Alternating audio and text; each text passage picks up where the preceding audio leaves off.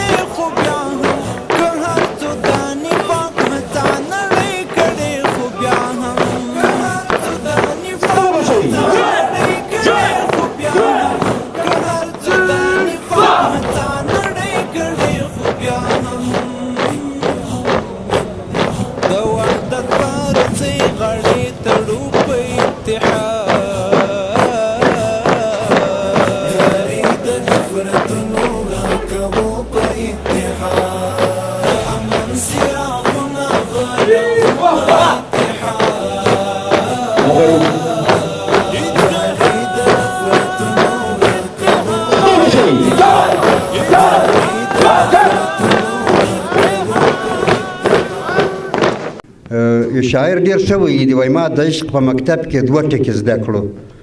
پر ځان باندې باور او خپل کار ته، یعنې د عشق کار ته ژمنتیا. نو همځکه د ملي اردو یا اسلامي اردو په هر عبارت چې وایي د هغو هم پر دغو دوه ټکو باندې تمرکز وي. تاسو ته معلومه ده پخوا د دفاع وزارت نوم وزارت حرب و، د جنگ وزارت، همځکه یې بریدمن و، بریدمن و، ډګرمن و، ډګروال و، دا ټول نظامي نومونه دي. دا ټول دا معنا ورکوي چې ته به عملاً و دې ته آماده یې چې هر وخت د هېواد له بشپړتیا څخه او د ځمکې د خاورو تمامیت څخه دفاع وکړي. څلور ټکي مهم دي زما په نظر باندې، او همدا به د تحلیف دپاره، د عسکري تحلیف دپاره هم کفایت وکړي. خپل نظام، مشروع نظام ته ژمنتیا، د خاورو تمامیت څخه دفاع ته چمتوالی، د ولس تحفظ او د قانون پلي کولو ته آمادګي. همدغه څلور ټکي د ملي اردو د ساختار دپاره هغه اړین ټکي دي چې که داسې وي پر دې معیار باندې ملي اردو استواره وي، بیا به انحلال هم سخت وي. تاسو ته معلومه ده چې موږ تاسې اردوګانې درلودلې دي تېرو وختونو کې، یا به چا په اقتصاد پورې تړلې وي، یا به شخصي وي، یا به شخصي ملیشې وي، یا به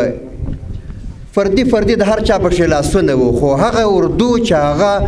د هېوادو دغو څلورو ټکو ته ژمنه وي، هغه شکست ناپذیره وي. د لوی الله په فضل باندې په مجموع کې موږ تاسې اسلام، خپل اسلامي ارزښتونو، د هېواد ټولو ارزښتونو ته ژمنتیا لرو. نو ځکه ما عرض وکړي چې د خپل نظام چې هغه مشروع وي، د هغه ته ژمنتیا په همدې کټګوري کې راځي. عرض کوم پخوا به تعلیم و، تربیه به ورسره کمه وه، او کله بیا تربیه وي تعلیم یې نه وي. د دې دواړو تجربې موږ تاسې درلودلې دي. ویاړ لرمه چې نن هم تعلیم وینم هم تربیه، او په اسلامي ګڼه باندې سمبال د هېواد ارزښتونو ته ژمن ملي اردو مخ پر جوړېدو او پر تکمیل باندې. لوی الله دې موږ تاسې ته نور غمونه او مشکلات نه راپېښوي، ورنه د اردو معنا هم دغه شی دی چې هر خطر ته به متوجه وي، سر به یې همیشه پر ډبره باندې وي، او آرام به یې په همدې کې وي چې له هېواد څخه حراست وکوي، د هېواد ارزښتونه وساتي او د خلکو هغه حقوق وساتي چې د دوی په برخه کې راځي. تاسو دې معلومه وي چې په دې ځای کې لږ څه تفاوت د پولیسو او د اردو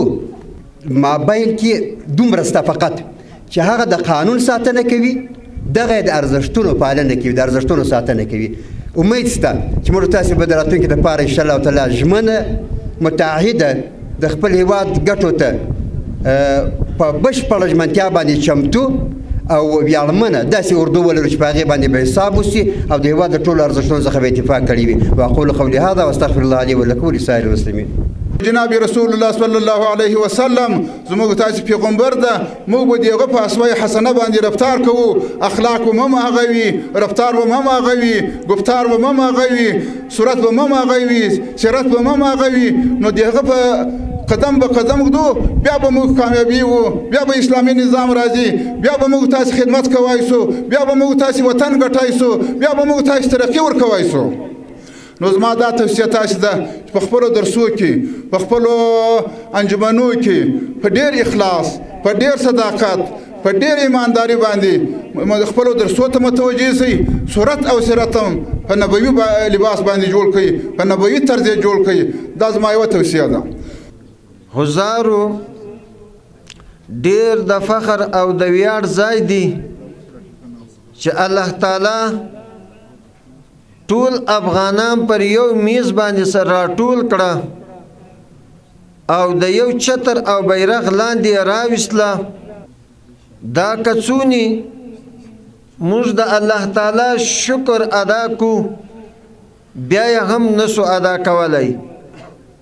د دې نعمت شکر ادا کو بیا هم نسو ادا کولای اغیارو تر پرونه پوری غسل چې موږ یو د بل په خلاف باندې درولې وو لیکن د الله هغه فیصله وه د افغان مظلوم او مسلمان